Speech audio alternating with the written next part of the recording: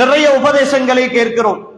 நிறைய தகவல்கள் இங்கிருக்கிற எல்லா சகோதரிகளிடத்திலும் இருக்கின்றன. யாரும் இங்கு பேசுகிற என்னை விட அறிவில் குறைந்தவர்கள் கிடையாது. இந்த தலைப்பில் இங்கிருக்கிற ஒரு சகோதரியை எழுந்து பேச சொன்னால் என்னை விட அல்லது இங்கு பேசுகிற ஆலிம்களை விட மிக தெளிவாகவும் ஆதாரபூர்வமாகவும் அறிவுபூர்வமாகவும் பேசக்கூடிய பலர் இந்த சபையிலே இருப்பீர்கள். நிறைய விஷயங்களை கேட்கிறோம், தெரிகிறோம். அறிவு உச்சத்தில் இருக்கிற ஒரு காலகட்டத்தில் வாழ்ந்து கொண்டிருக்கிறோம்.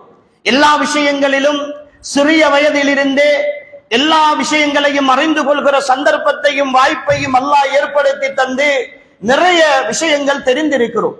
ஆனால் நாள் போக போக கேள்விப்படுகிற தகவல்களும் எங்களை சுற்றி நடக்கிற நிகழ்வுகளும் ஏதோ ஒன்றில் நாம் வீழ்ச்சியடைந்து கொண்டு சென்று கொண்டிருக்கிறோம் என்கிற ஒரு வகையான மன உளைச்சலையும் கஷ்டத்தையும் உள்ளத்திலே ஏற்படுத்துகிறது.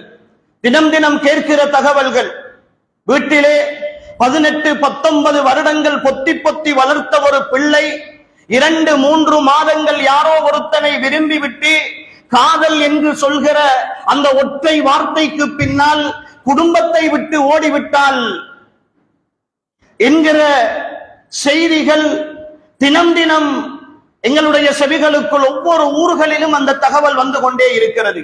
படித்த பிள்ளை, மெட்ஸ் படித்த பிள்ளை, சயின்ஸ் படித்த பிள்ளை, யூனிவர்சிட்டிக்கு செலக்ட் ஆன பிள்ளை, எல்லா விஷயங்களிலும் நல்ல ஆழமாக சிந்திக்கிற பிள்ளை, இன்னும் ஒரு படி மேலே சென்று மார்க்க கல்லூரிகளிலே மதரசாக்களிலே கல்வி கற்ற ஒரு மௌலவியாவாக இருக்கிற பிள்ளை கூட இந்த நோயிலே இருந்து தப்ப முடியாமல் மிக மோசமாக பாதிக்கப்பட்டு கொண்டிருக்கிற ஒரு சூழலை நாம் எல்லோரும் பார்த்து கொண்டிருக்கிறோம். ஒரு கட்டத்தில் உம்மாவும் வேண்டாம், வாப்பாவும் வேண்டாம், உறவுகளும் வேண்டாம் என்று சொல்லி ஒட்டுமொத்தமாக கைகளில் இட்டு இந்த மார்க்கத்தினுடைய அடிப்படையை ஒட்டுமொத்தமாக தகர்த்தறிந்து விட்டு இந்த மார்க்கம் சொல்லுகிற சிந்தனைகளை எல்லாம் ஒட்டுமொத்தமாக இல்லாமலாக்கி விட்டு யாரோ ஒருவனுக்கு பின்னால் போய் வாழ்க்கையில் நான் வெற்றி பெறுவேன் என்று சொல்லுகிற ஒரு வகையான குருட்டு நம்பிக்கையோடு வரட்டு வாழ்க்கை வாழ்ந்து கொண்டிருக்கிற ஒரு சூழலை இன்றைய ஈமானிய சமுதாயம் சந்தித்துக் கொண்டிருக்கிறது.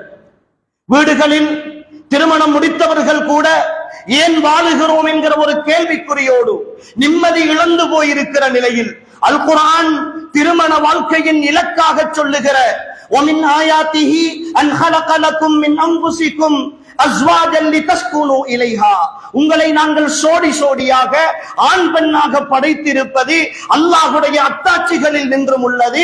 லிதஸ்குனு இலைஹா, அந்த பெண்ணிடத்தில் நீங்கள் மன நிம்மதியை அடைந்து கொள்வதற்காக இப்படி சோடி சோடியாக அமைத்திருக்கிறோம் என்று அல்லாஹ் சொல்லுகிற திருமணத்தின் இலக்கு பல குடும்ப வாழ்க்கையில் சீர்குலைக்கப்பட்ட நிலையில் தான் அன்புக்குரியவர்களே வாழ்ந்து கொண்டிருக்கிறோம்.